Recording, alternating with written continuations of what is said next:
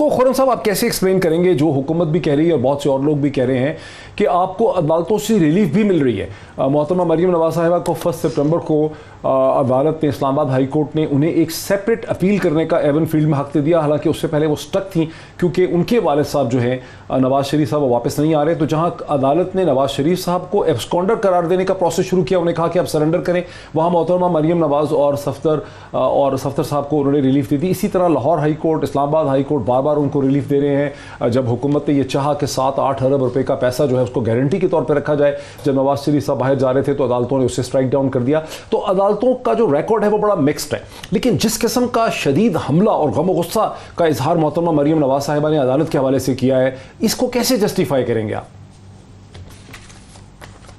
जी, आपने बिल्कुल दुरुस्त कहा कि अदालतों का रिकॉर्ड बड़ा मिक्स, और उस मिक्स्ड रिकॉर्ड में मियां नवाज शरीफ की हमारी नजर में बिल्कुल एक फ्रिवलस इशू के ऊपर डिस्क्वालिफिकेशन भी शामिल है कि वो तनख्वाह जो उन्होंने कभी ली भी नहीं, उसको एक नोशनल एसेट को अदालत ने, सुप्रीम कोर्ट ने अपनी विज़डम में कहा कि ये तो ब्लैक्स लॉ डिक्शनरी कहती है कि एसेट है और ये शो नहीं हुआ, लिहाजा डिस्क्वालिफाइड है। लेकिन खुद से ये बात तो बहुत दफा दोहराई जा चुकी है ना। इस वक्त तो इशू ये है कि अदालत से रिलीफ भी आपको मिल रही है, जब रिलीफ नहीं मिलती तो आप कहते हैं कि हुकूमत का ये कारस्तानी है।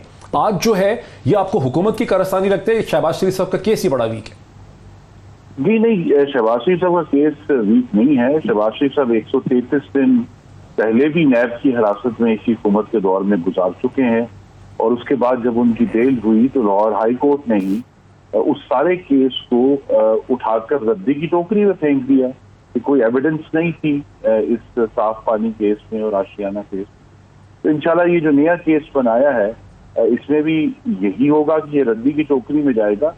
जो हुकूमत की इसमें कारस्तानी है वो यही है कि वो जो माशाल्लाह इनके अपने लोग हैं, उनको तो चाहे वो जब नैबज़दा होते हैं और उनको अदालतों से उनकी बेल होती है, उनको तो वो सीनियर वजीर बना देते हैं, और वो फिर वहां से हुकूमत पंजाब के आंखों के नीचे से 60 लाख टन गंदम गायब भी हो जाती है। यहाँ नैब का इसरार ये है, देखिए आज नैब को कोई कंपल्शन नहीं थी गिरफ्तार करने की, ये नैब की सवाबदीद है जिसको शहबाज शरीफ ने चैलेंज किया था।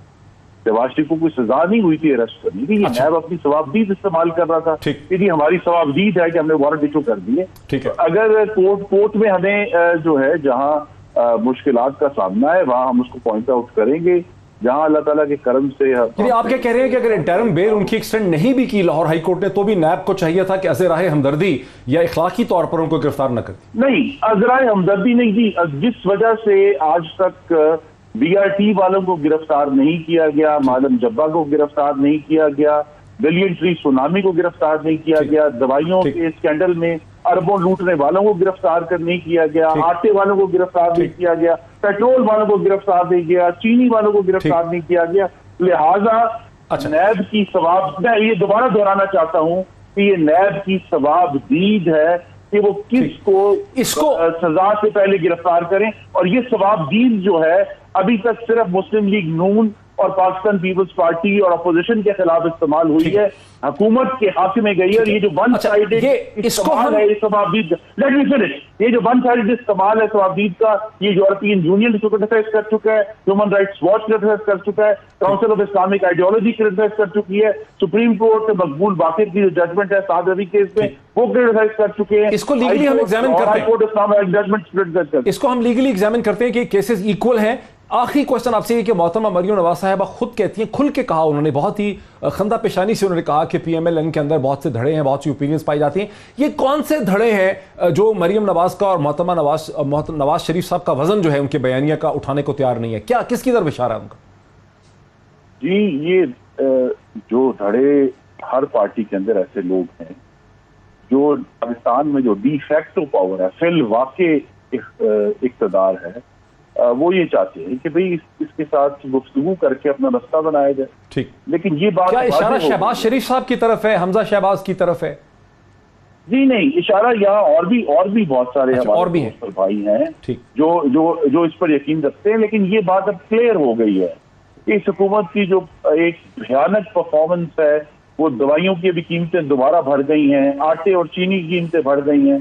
बट ये हुकूमत कमाल है जो ये कहते हैं कि हमने कीमतों 262% कीमतें बढ़ाकर आवाम की पहुंच में ये चीजें पहुंचा दी हैं। ये हुकूमत का जो तजर्बा इमरानी नाकाम हुआ है, उसने इस चीज को भी नाकाम किया है कि ये जो डी फैक्टो डी जोड़े ताकत का जो तकसीम है, ये अब अनसस्टेनेबल हो गया और मुल्क नहीं चल रहा। ठीक, बहुत शुक्रिया खुर्रम दस्तगीर साहब, पाकिस्तान के x defence minister, x commerce minister, PMLN के सीनियर रहनुमा, हमें आज की जो पॉलिटिकल डेवलपमेंट्स हैं उस हवाले से अपना पर्सपेक्टिव दे रहे थे। इसकी लीगल डायसेक्शन पे चलते हैं बहुत क्विकली। राजा आमिर अब्बास साहब, उनका ये कहना है कि हुकूमत कि नैब और अदालतें जो हैं वो बहुत सेलेक्टिव कर रही हैं। वो कभी कह रहे हैं बेसिकली जहांगीर खान तरीन साहब के केस को भी वो रेफर कर रहे हैं, वो इसमें वीट का भी एग्जाम्पल दे रहे हैं, वो अलीम खान की तरफ भी इशारा कर रहे हैं, और वो ये अपना भी कह रहे हैं कि बाकी केसेस में भी। तो ये जो शहबाज शरीफ साहब का जो केस है आज का, अगर हम स्पेसिफिकली इस पे चलें तो राज साहब, इसमें क्या यानी केस है और क्यों उनकी इंटरिम बेल जो है वो एक्सटेंड नहीं हो सकी, क्यों नैब ने उनको गिरफ्तार कर लिया, इसकी लीगल वजह क्या है? जी डॉक्टर साहब, अब जैसे कहा कि जी नैब और अदालतें, अदालत का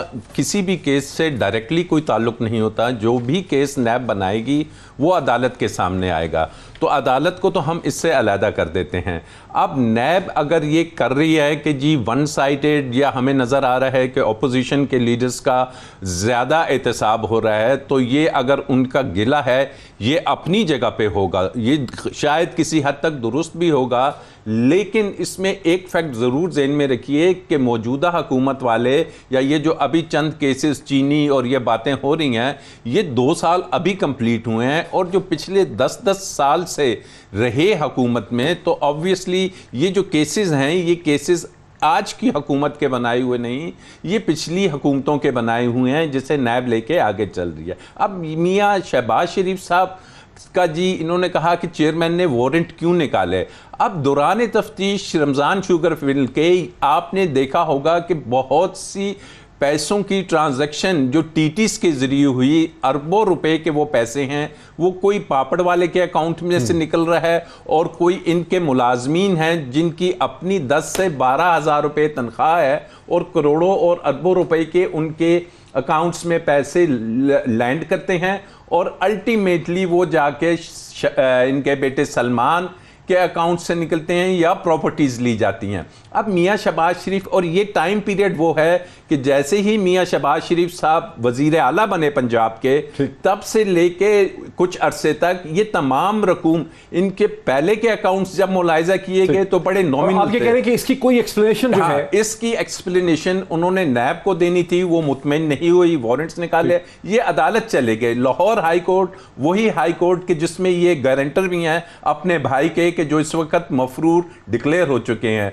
तो लाहौर हाई कोर्ट ने इनसे पूछा कि जी ठीक है, अगर नैब ये कर रही है, आपसे बड़ा सादा सा सवाल है कि आपके बच्चे छोटे थे, आपसे पूछा जाता है कि आपकी क्या सोर्स ऑफ इनकम है, आप फरमा देते हैं कि जी मेरी 10-12 भैंसें हैं या ये है, तो ये अरबों रुपए के जो आप पब्लिक ऑफिस होल्डर हैं, आपके बच्चों के और इनके अकाउंट्स में आए हैं, इसका मनी ट्रेल दे दीजिए, इसकी सोर्स ऑफ इनकम दे दीजिए, और वो देने से नाकाम हो गए। और ये बताइए कि ये किस मद में, किस कंसिडरेशन में